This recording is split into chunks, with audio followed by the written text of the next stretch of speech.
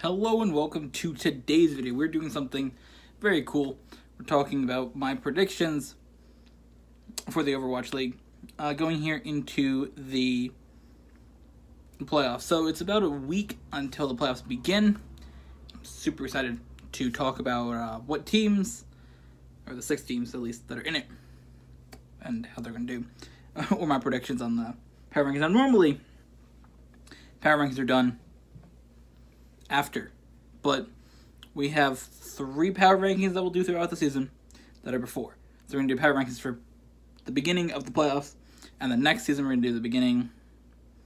Actually, we might do 2. It's after. It's like for the preseason predictions, and then we'll do beginning of season predictions. So we got 3 there, but we're doing power rankings. That's what it is.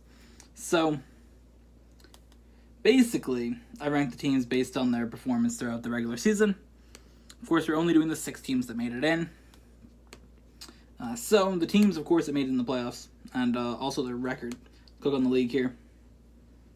What? Can I reload this page and have it show normally? Okay. They updated the website. Dope. So, the 6 teams that did not make the playoffs. Shanghai Dragons, who were 0-40. Florida Mayhem, who were 7-33. Dallas Fuel, who were 12-28. San Francisco Shock, who were 17-23. Seoul Dynasty, who was 22-18. And Houston Outlaws, who were 22-18. So the teams that made the playoffs in 6th place, the Philadelphia Fusion, 24-16. London Spitfire, also 24-16. Los Angeles Clippers, 25-15. Boston Uprising, 26-14. Los Angeles Falcons, 27-13. And the New Excelsior, 14-6. So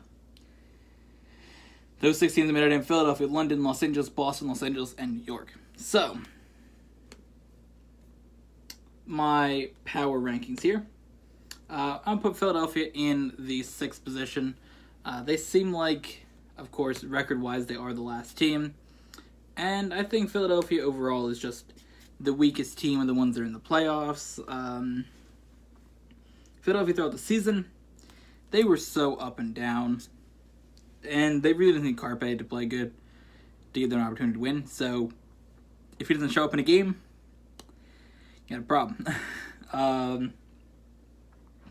that's the thing. I think that it honestly comes down to how well is Carpe play. If Carpe plays great, then there's a chance. But if Carpe doesn't show up or doesn't play as well as he normally does, there's a problem for the team. Next is the Los Angeles Gladiators.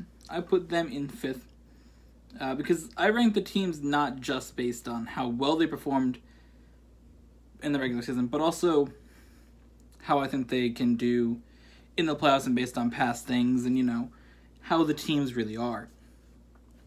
So the Gladiators, they're good, but I just don't see them making that run.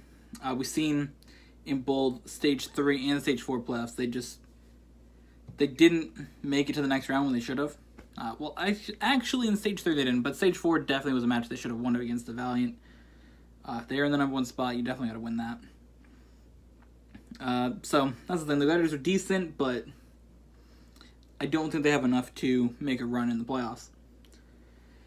Alright, the 4th team here, we have the Boston Uprising. They went 10-0 in stage, but they did seem to have difficulties getting with the meta here with Brigitte.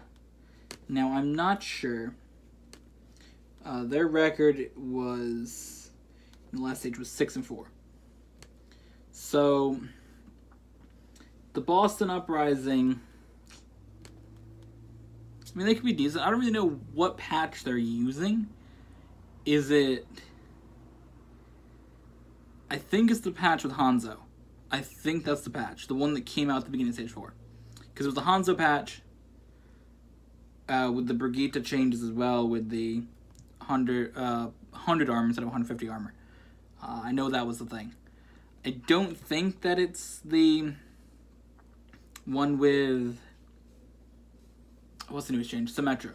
Because Symmetra's not going to be playable in the league for the playoffs. So I don't think it's the Symmetra patch. Because that's the one before. And the other thing is Horizon is I'm not going to be in it either way, so that doesn't really matter. The next patch isn't out yet. With some more changes that are coming out, soldiers apparently getting changed, some things like that. Again, they're just little tweaks, but those are not coming out. So the patch isn't really that much different. It's just Hanzo will have that stupid arrow instead of this other stupid one. Then we got third place, the London Spitfire. Even though they're the fifth team, they won Stage 1 playoffs. They have experience as a team that played in contenders. I know contenders don't really count, but they have that experience of being in the playoffs, being in a championship. What was it? Was it season 4 that they were in, or season 3? One of the two. I think it was 4. They said GC Busan was there, which is part of London Spitfire. So that's the thing. They have that experience in the playoffs, of course, winning Stage 1. They're a good team. They cut down a lot of players towards the end of the season, so they definitely can be a threat. Number 2, the Stage 4 champions, Los Angeles Valiant. The only other team besides New York to get 100 map wins, I noticed that. But the Valiant, they definitely could easily not be Stage 4 champions. But yeah, I think that it'll be interesting to see what happens. I'm not really sure where we're at with the Valiant, but I know they're the second best team going in the playoffs. Of course, number 1, New York Excelsior. There's definitely a lot of things I think that they are the best team. They easily could only have 3 losses if they really tried in Stage 4. They could easily be Stage 2, 3, and 4 champions. They have experience as a team that played also in contenders. I believe most of that roster did. They're all the players from the Korean World Cup team that's on the team, so a decent amount of the players from that are there, and they're the best team in the league by a lot, I think. Now, of course, New York didn't really try towards the end, so it's been a while since we've seen what New York can do, but I think they're going to step up and go out and win the championship. So that's my rankings. We will be back after week 1. So we'll be back on the 15th. July 15th, we'll be back after week 1. I don't want to click. I don't care. They have a bracket? Wait, what? Okay, so we got to talk about this before we end. We got a couple minutes here. I wanted to make the video about 10 minutes. Not that I'm trying to stretch it out, but that was the goal for this power ranking video, because our normal power ranking videos are like, I don't know, 30 minutes. So the first week is the 11th. They play on July 11th, July 13th, and July 14th. London Spitfire, actually Philadelphia Fusion, Boston Uprising, first match. The winner of that has 1 point, so you need to get 2 points to win, basically. London Spitfire, Los Angeles Gladiators play. Friday, Philadelphia Fusion, Boston Uprising play 2 times. And Saturday, London and the Gladiators play 2 times. Now, of course, it might be only once, so who knows. But you're guaranteed 2 games on Wednesday. That's the thing. And the week after that, it's really up after that. But we'll have power rankings for the 4 teams that remain. New York, Los Angeles Valiant, and the winners of London Spitfire, Los Angeles Gladiators, Philadelphia Fusion, Boston Uprising. The way this works, though, is it's a best of 3, best of 5. So it's the first team to have 2 wins. So it's the first team that has 3 map wins, right? You have 3 map wins, you get 1 overall win. First team to have 2 overall wins wins the entire thing. Now in the bracket here, Philadelphia Fusion, Boston Uprising play, London Spitfire, Los Angeles Gladiators.